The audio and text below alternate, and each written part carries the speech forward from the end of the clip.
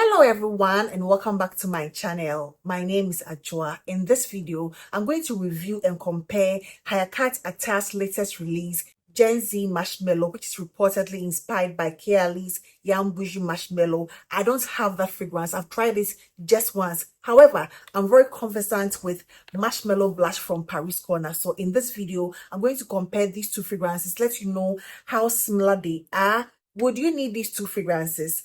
These, among other questions, I'm going to answer in my form of review for Genzee in comparison to Marshmallow Blush from Paris Corner. So let me start off with the packaging. When it comes to Genzee Marshmallow from Hayakat Attar, Hayakat Attar is the same makers of the very viral girl puff known to be inspired by House of Siage Hufflepuff.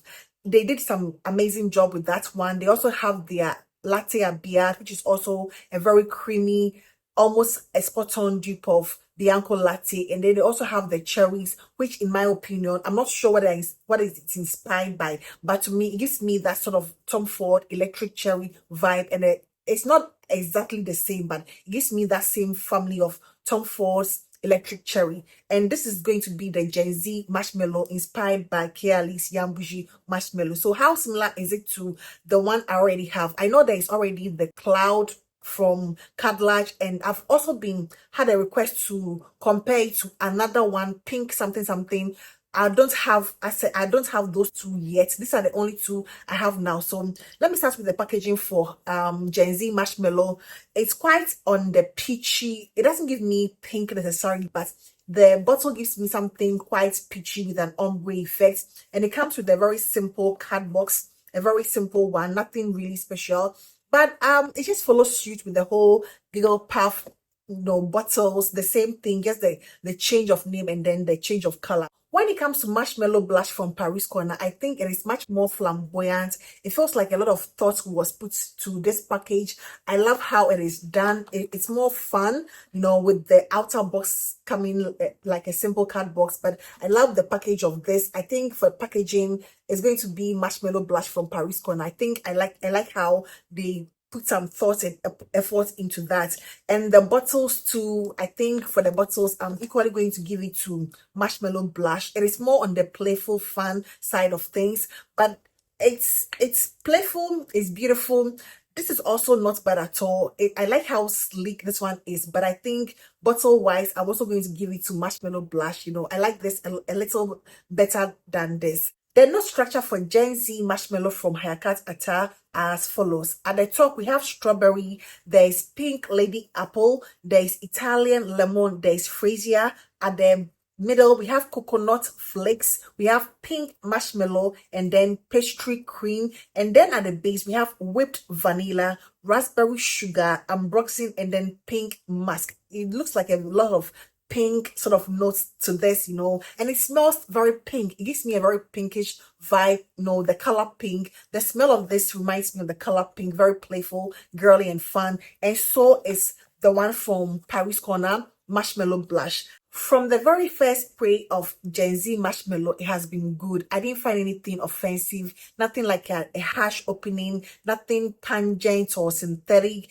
It didn't give me anything like that. It, as compared to the Marshmallow Blush, which has stayed for quite longer, and it doesn't have that. Although this one is slightly, older, I still get a slight hint of alcohol opening at the beginning. Whereas in this one, I don't get anything at all. It has been quite smooth from the beginning. The very first spray is giving me nothing but excellence. I'm not saying this is not good at all. It is an excellent fragrance, but I'm comparing it to what I remember of the opening of Marshmallow Blush. And this has been very smooth. There's been nothing synthetic. There's been nothing like a heavy blast of alcohol that I still find quite faintly in Marshmallow Blush, although I love this fragrance. So I think the opening, when it comes to the opening, I prefer the opening of Genzee Marshmallow slightly better than the one I get in the Marshmallow Blush, even though it has gone through some process of aging. This Hayakat Attar version to me is going to be the more lemony version of this. This also has a note of Italian lemon, but I remember doing my review and mentioning the fact that I wasn't getting the lemon in this until after like a month after the opening. I opened the bottle. However, Upon first spray, I could immediately get the lemon in this. I could just get that bright, zesty, slightly candied lemon in Genzee Marshmallow, but it took me a while to get the lemon in this. If you can refer to my older reviews of this, I think I mentioned that, but this gave me the lemons upon first spray, which I think makes it quite a bit of a citrusy, it gives it more of an effervescent sort of feel as compared to this. This one gives me more of a milky, much more denser feel. This one feels much more heavier, much more denser, much more milky. When it comes to the notes of marshmallow and coconut, I think they are not the most prominent thing. You're going to get that strawberry yogurt Laffy Taffy the most in both fragrances, but this gives me slightly more of that candied but also slightly zesty Italian lemon. It gives me that slightly more that I perceive in Marshmallow Blush. Marshmallow Blush is going to give you a more creamy, much more dense, much more decadent sort of feel. Although this one taking a slightly lighter approach, it is not also bad at all. It's not as light, it's not like so light as compared to this, but in comparison to Marshmallow Blush, I think this one has a lighter sort of take, whilst this one is much more denser, much more lactonic, much more milky, much more creamy. This also is very creamy, lactonic, coconut, heavy with the marshmallow and everything. But in comparison to Marshmallow Blush, I feel this is like slightly watered down with the citruses leading, although it sort of dries off as, the fragrance progresses on you and you're left with that Laffy Taffy strawberry yogurt sort of feel to me, in my opinion. Both fragrances are very identical. In my opinion, if you have Marshmallow Blush, you might not necessarily need this. Whereas I will consider this a year-round fragrance. It can come across as quite heavy to people who feel it might be a little too lactonic, a little too strong. So you can decide to go with this for your colder weather, and use this the Genzee Marshmallow for your everyday much hotter weather, but I think both of these could pass for year round. But this is slightly lighter, a slightly lighter take on this, with more of the candied, zesty Italian lemon. These are the most significant difference I find in them. Longevity wise, I would say they are at par. They gave me, or both these fragrances give me like 24 hours plus, especially on clothes. It's like very new, but it gave me more than 24 hours when I first wore it, and that was the same experience I've had with Marshmallow Blush from Paris Corner.